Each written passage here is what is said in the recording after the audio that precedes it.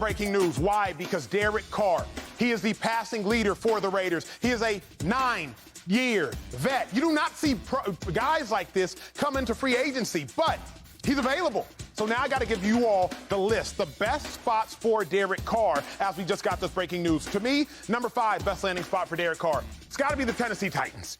I'm going with the Titans because they're done with this Tannehill experiment, and Malik Willis, just not the guy. So Derek Carr makes the most sense. I got him at number 5 to the Titans. Number 4, what makes the most sense? How about the New Orleans Saints? They thought Jameis Winston might have been a plug-and-play guy, but no good for Jameis Winston. Andy Dalton, clearly he's aged out. I don't like him there as much as I like him at the number 3 spot. How about the Carolina Panthers? Running game, it really came on strong towards the end of last year. Deontay Foreman, Chuba Hubbard, and clearly, you know they have playmakers out at wide receiver. They need another 1 or 2, but if Carr were to go to the Panthers with Frank Wright, I think that makes a lot of sense. But now starting to get good. How about the 2 spot? How about the Commanders? See, the Commanders, you know their D-line is dominant. That defense is solid. But more than anything, the wide receivers, Scary Terry, Curtis Samuel, amongst others, Jahan Dotson, I think that Derek Carr would instantly make the Commanders contenders. But what makes the most sense? The absolute most sense, more than any team in football? The New York Jets. The only thing they were missing last year was a quarterback. Their defense, stout. Quinn Williams, C.J. Mosley, Sauce Gardner, stout. Their offense, Breece Hall, before he got hurt, he was going to run away with Rookie of the Year. Outside at wide receiver, Garrett Wilson, you know he's a dude. The one position missing was quarterback position. If the Jets were to get Derek Carr, they instantly become contenders. Rarely do you see a quarterback like Carr hit free agency, but he did. And I think this is what makes the most sense. Coming to the desk, let me get your thoughts on this one, Dave Helman. Derek Carr, first and foremost, how big a deal to see a quarterback of his magnitude hit free agency? It's a huge deal, and it's very exciting just if you're a fan of football, if you're a fan of team building. We don't see this type of stuff very often. Kirk Cousins is a rare example, like a quarterback who's still in his prime. I know Derek Carr's been in the league for a long time, but he's not an old quarterback. He's still got plenty of gas in the tank. He's played at a high level. I know last year in Vegas was disappointing. That's how we got here. But this is about as good a quarterback as you can reasonably expect to hit the open market. And that's key. You don't have to trade for him. All you got to do is talk to him and his people and get him to agree to a salary. So it's very exciting. As you did a wonderful job mentioning, there's no shortage of teams that need him. And it just, what? Have they picked up the confetti in Arizona yet? Like, I don't even know if the field is cleaned up, and we're here talking about how we might see the balance of power change in the NFL. So it's very exciting. What makes the most sense? What's the best landing spot for Derek Carr?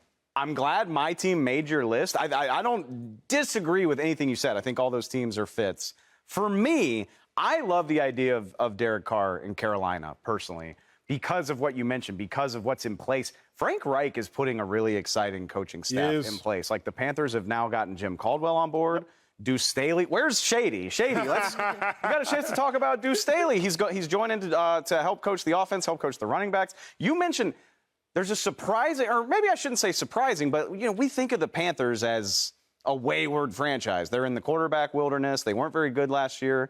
They went 5-3 down the stretch. They obviously played a much better second half of the season. There's talent there. Whether it's DJ Moore, again, the running back duo, Chuba Hubbard and Deontay Foreman. They just drafted Ike Ekwonu last year. They've got pieces on the offensive line to build around. I like the talent there. And most of all, I think it would be great for Derek Carr to get out of the spotlight. And now that Tom Brady's not in the NFC South, who cares? Like, what's going on down there? Carolina, it would be a nice market. You don't have to deal with the New York press or the back pages of the tabloids. There's talent there. It is a very winnable division. I think a good quarterback could step right in. I mean, the Panthers were technically playoff contenders last year because of the weak division. So you add Derek Carr to that mix, I just think it makes a lot of sense. Joy, what makes the most sense in your mind for Derek Carr as the landing spot? I like that, but I will go with the Jets, who you also had on the list. Keep in mind, Derek Carr wasn't great last year. No. But you know what was worse than Derek Carr? The Raiders' defense. Mm-hmm. The Raiders' defense was awful. And that's a little confusing because they do have some stars on the defensive side of the ball, but they were the only team in the NFL to rank bottom 5 in all of the above categories, offensive yards per game, takeaways, and sacks. They were 28th, 32nd, and 30th, respectively. So I don't think it's respectively. Yeah, that's a word. We're still recovering. We're still recovering. We might be throwing in some vocabulary here that doesn't make any sense. But one after the other. Really bad is what I'm saying. And the Jets are great defensively. So he'll be going to a team where he doesn't have to put up 40 points a game in order to win. Yeah. He'll have Garrett Wilson, who was Offensive Rookie of the Year with 4 different starting quarterbacks. Imagine if he just had one. Mm-hmm. What could he do? Sounds nice. Sky's the limit. So, and now I think they've built a bit of a culture. Yes, last year was extremely clunky, but it was clunky because they couldn't get the quarterback position right, which is what they would be solving with Derek Carr. And one thing I think we can at least all agree with when it comes to Derek Carr is he's a leader. He is clearly a leader. Let's not erase what happened with the Raiders since he's been there, the amount of coaches that he's had to go through, the amount of drama that he's had to overcome. The play last year wasn't to the standard that they wanted, but he's overcome a lot of things. So he's capable of going in, dealing with young players, and coming into a situation that has at least the remnants, at least the foundation of a culture, and elevate it. So I think the Jets are a good space for him. So if the Jets are a good space, and you don't think they're the best space, but you do think that they are a good space, correct? So if the Jets are a good space, there's Derek Carr, but there's another name, a huge name that the Jets reportedly have more interest in, and that is Aaron Rodgers. Reports say the Jets have inquired in Aaron Rodgers. Now, we know Aaron Rodgers, 4-time NFL MVP, one of the most talented quarterbacks the game of football has literally ever seen. So now the question becomes Aaron Rodgers or Derek Carr. Now, Dave, I'm all about Derek Carr over Aaron Rodgers. Why? Because I think, well, one, I believe in that quote, if what you see is all you see, then you do not see all there is to be seen. Very simply put. It's a lot. If all you see is that talent, you missing a whole lot with Aaron Rodgers. If all you see is his arm strength, if all you see is his MVPs, if all you see is the yardage, you are not seeing everything you need to see with Aaron Rodgers. Because what you're not seeing is his presence at off-season team activities. If Aaron Rodgers, in my mind, would have been present for the Packers would have made the playoffs this year. But Aaron Rodgers was not as present as he should have been. As a result, I believe the Packers developed later in the season, along with injuries, but ask Christian Watson how that would have gone had he developed sooner. I believe if Aaron Rodgers would have been more readily available, the Packers would have had better success. I do not want to add Aaron Rodgers to an incredibly young roster of Mekhi Becton, a talented young left tackle that was hurt last year, Breece Hall, a talented young running back, Garrett Wilson, a talented young wide receiver, Elijah Moore, who's already a disgruntled and talented young wide receiver. Why would I want to add Aaron Rodgers to that? For that reason, if I'm the Jets, give me Derek Carr all day.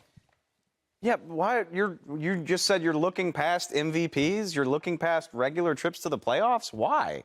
That's what this is all about. And, you know, we boil it down a little bit much, but at the end of the day, Derek Carr is responsible for what? 2 playoff trips in 9 years and 1 playoff win? I mean, there's a lot of history. And look, I get it. I understand that the Raiders have a healthy amount to do with that. But at the end of the day, a decade of results speak for themselves to some degree. And I'm just saying, I can't go with you, man. I can't go with you.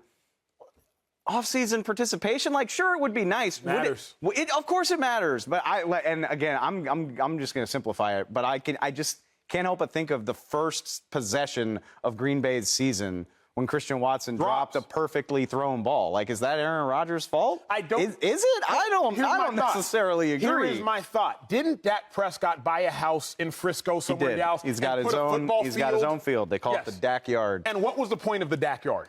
To practice with his guys.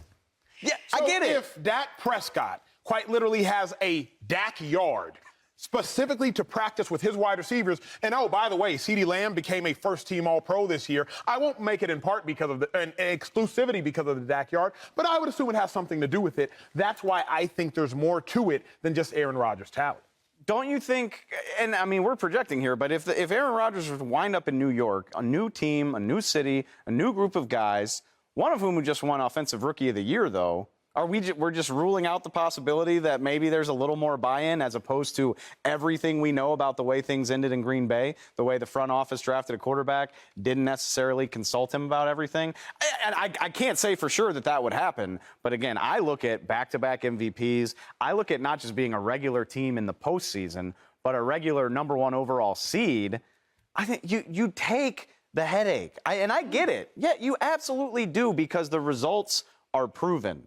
And if I'm the Jets, or any team that's desperate for a quarterback, because it's easy to be annoyed by Aaron Rodgers or any other great quarterback when we're just used to it, you know? Like, literally, there are people in their 40s who don't remember a time in Green Bay when there wasn't a great quarterback. True. So the perspective there is skewed. If you're desperate for a quarterback and you're willing to do something bold, which to get either player, Derek Carr or Aaron Rodgers, if you're going to get either one of them, you've got to spend big time to get either one, right? If I'm committing resources, I would rather get the guy that's got a track record of getting me where I need to go. And even if that's not the Super Bowl, it would be a hell of a step in the right direction for the Jets. You know what else he has a track record of? What's that? Not being consistent, being selfish, not buying in. Here's the thing. It's Valentine's Day. We're going to work in as many puns as possible. I let people be who they are. They don't change for you, honey. They change for themselves. So I'm going to assume, even though he's going on this darkness retreat, we're going to get the same exact Aaron Rodgers that we've always gotten. True. Why would I expect anything different? That's just foolish. That's therapist time. You should expect what people give you. Why would I expect Aaron Rodgers to go to the Jets and buy in dealing with young receivers and young talents, even if they're better than the talent that was in Green Bay this year? That he's all of a sudden not going to be cantankerous with the media in New York when he was in Green Bay, where everyone just loves you and supports the team. Not saying that, Green Bay beat writers don't push back, but you're not New York. It's not New York. Right. So for all of the intangible reasons, I don't think he is a good fit. But if we're just going to talk about what have you done for me lately, because there was a time when Derek Carr was in the MVP conversation. He's never been as talented as Aaron Rodgers. He's never had reached the heights of Aaron Rodgers, of course. But Derek Carr had a better year last year statistically than Aaron Rodgers in some important categories. Also, he's 31. Aaron Rodgers is 39. Derek Carr had more passing yards per game, more passing yards per attempt, more passing touchdowns per game. What? There's a certain irony because Derek Carr was playing with who? Devontae Adams. Who helped Aaron Rodgers so much. I'm not saying you're wrong. It's just, I bet Aaron Rodgers misses Devontae. Devontae Adams actually averaged more receptions per season, more receiving yards per season, and more touchdowns per season with Derek Carr in one season than in 8 seasons with Aaron Rodgers. It's a stat. Yeah. That's good. I like those sometimes. Now again, Devontae Adams helped Aaron Rodgers win back-to-back MVPs. And I hear you on the resume. But if we're talking about what have you done for me lately, and consider the fact that Aaron Rodgers is 39 years old, the trend is not going in the way that you would want it to. Derek Carr, at least, I can believe that this was a blip and pay attention to everything else that happened with the Raiders and consider the fact that the other side of the ball did not hold up their end of the bargain throughout the season. I don't think that there's a place that Aaron Rodgers can go. I think there are places Aaron Rodgers can go where he will be successful again. If I'm the Jets, I might be excited about the name, but if you really look at the production and what you're asking him to do as a leader, you're doing a lot of prayers, you're lighting a lot of incense, you're doing, I don't know, whatever Aaron does to get Zen, but whatever you do to get Zen, you're going to have to do that because you're going to have to set the tone very, very early for what you should expect from Aaron Rodgers coming into a situation where he's going to have to be the leader here. Subscribe here to get the latest from Speak and go watch a few segments from our other shows on FS1.